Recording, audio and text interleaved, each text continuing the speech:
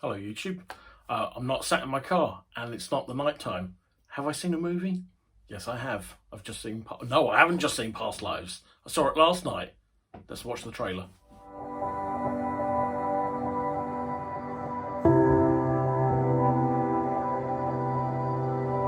What a good story this is. Childhood sweethearts who reconnect 20 years later and realize they were meant for each other. In the story, I would be the evil white American husband standing in the way of destiny. Shut up. He was just this kid in my head for such a long time. I think I just missed him. Did he miss you? 혜성! 와, 너다. So that's the trailer for Past Lives. So a story, a romantic drama about two children in South Korea in the early 2000s, late 90s. One of them immigrates, and it's about how they nearly and then do reconnect over the intervening 24 years when they're adults. That's the story in a summary.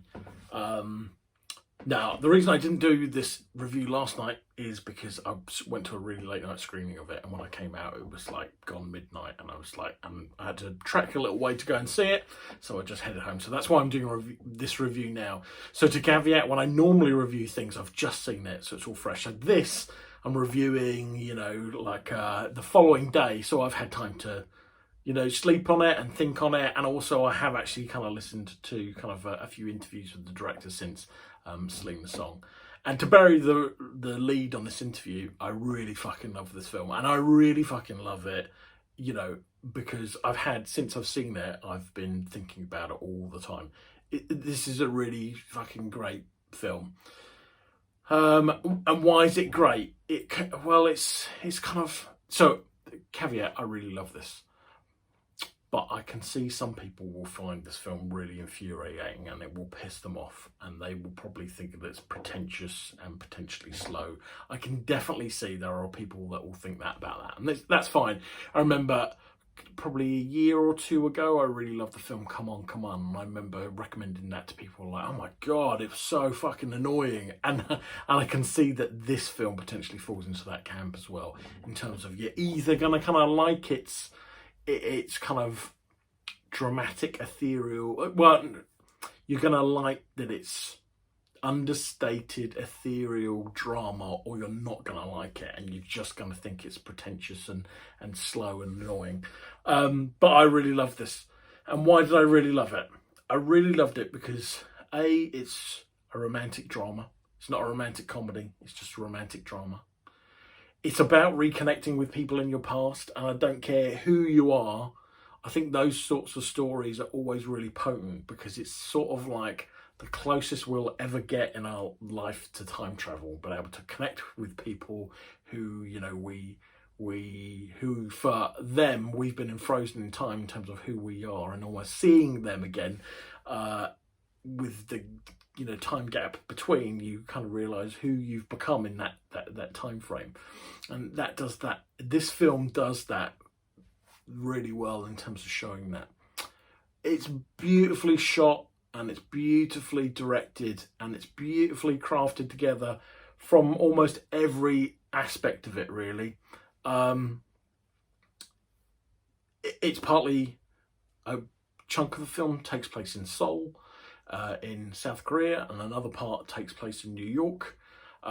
It takes part over 3 different time periods as well, and they're recent time periods. So it's like late 90s, early 2000s, and then probably early 2010s, and then contemporary. And so you get that into the feel of a real subtle sense of scope and scale to the film.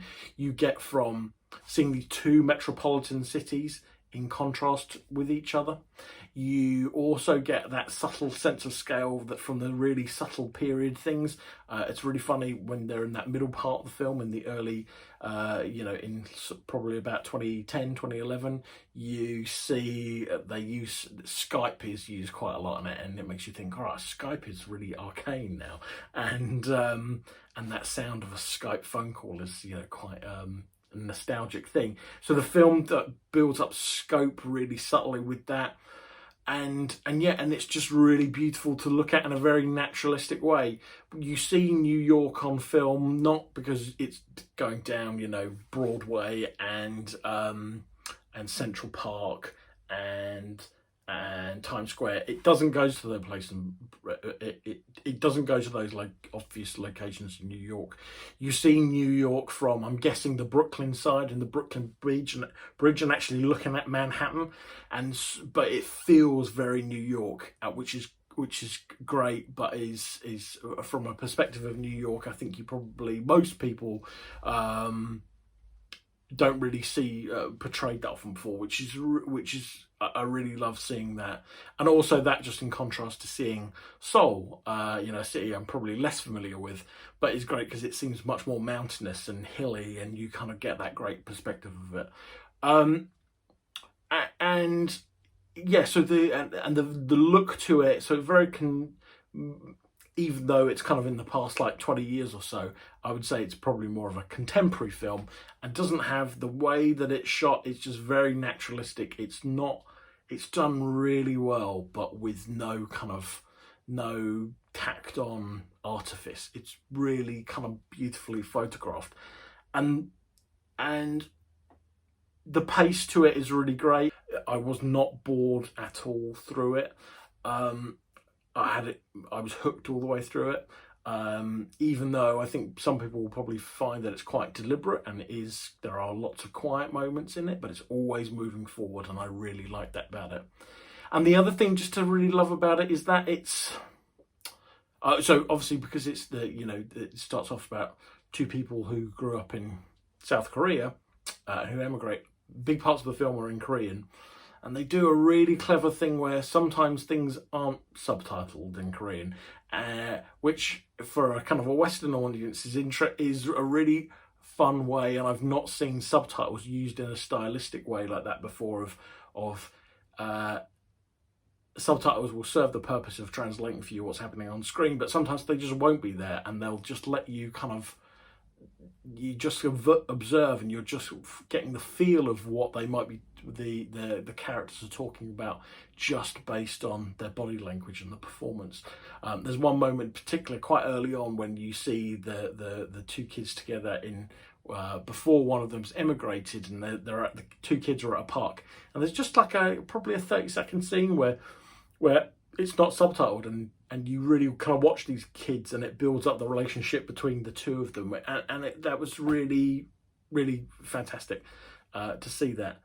And the performances in it are really good, but more than just the performances. And I will caveat, I think, when you don't speak the language that a film is in, that the majority of if you don't speak a language that your actors are acting in that language, I think you can be much more forgiving of it.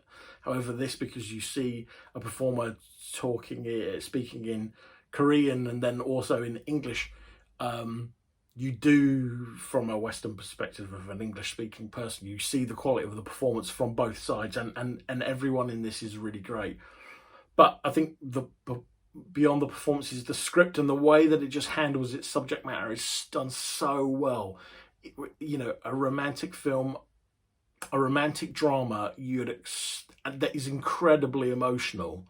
However, there aren't big scenes of people breaking down, crying and arguing, things like that. It doesn't play it like that at all. And what it does really well is it shows people are actually in those most emotional moments where people's hearts are broken so much.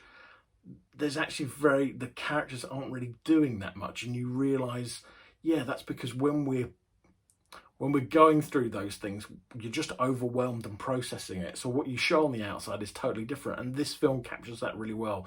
There's a moment again earlier on when the one kid's leaving, and they say goodbye to each other. it's almost like a totally silent scene, and they just look at each other and then say bye and walk off. And it's done so well, such a great choice to do that. And then likewise at the end, there's at the end it again is a choice could be to do it in a big over the top emotional way, but it's not. You feel the emotion through just how everything's been staged and built up to, rather than been really over the top in the moment of saying this is a sad scene or this is a happy scene.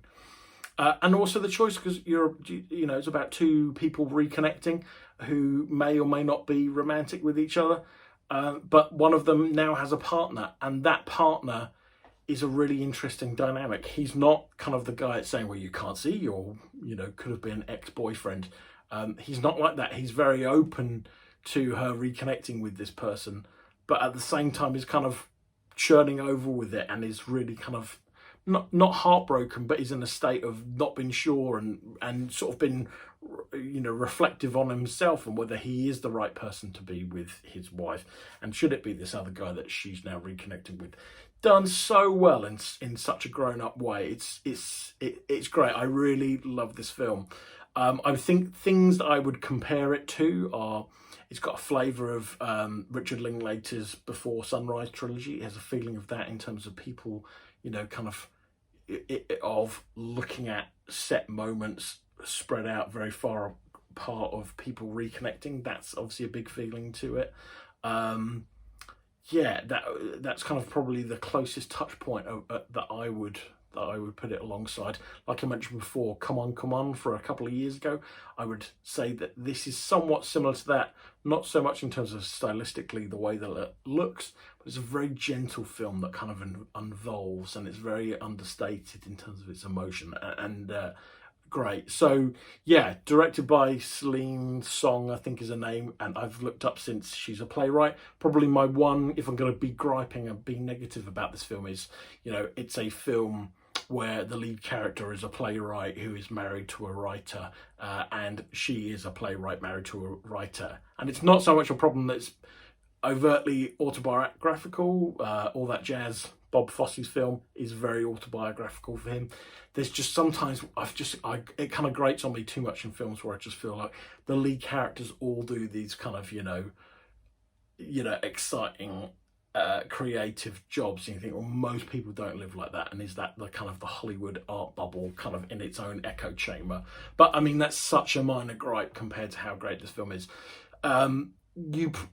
I had to kind of trek to a cinema I really love going to see this, but it is not playing far and wide. So if it is playing close to you and you have the opportunity to see it, definitely go out and see it theatrically. I would really love to go and see it again on the big screen, but I probably won't. By the time I get time to go and see it again, it probably will have disappeared from even those few limited screens that it was on, sort of within kind of around where I live, without having to go into central London. So I really love this film, and even if you can't see it on the big screen, find it out when it will be available. My guess is it's going to be available on streaming fairly soon, because it is an indie release and it got released in the States at the beginning of June.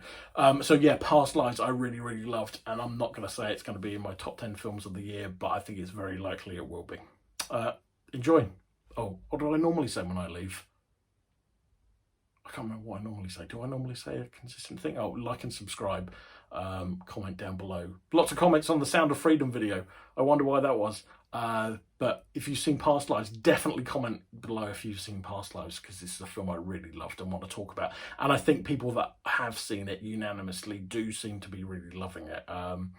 And yeah, I'm one of those people, and I'm looking forward to get a 4K Blu-ray, hopefully, of it when it's available. I'm definitely rambling now. Like and subscribe. Click down below. Goodbye.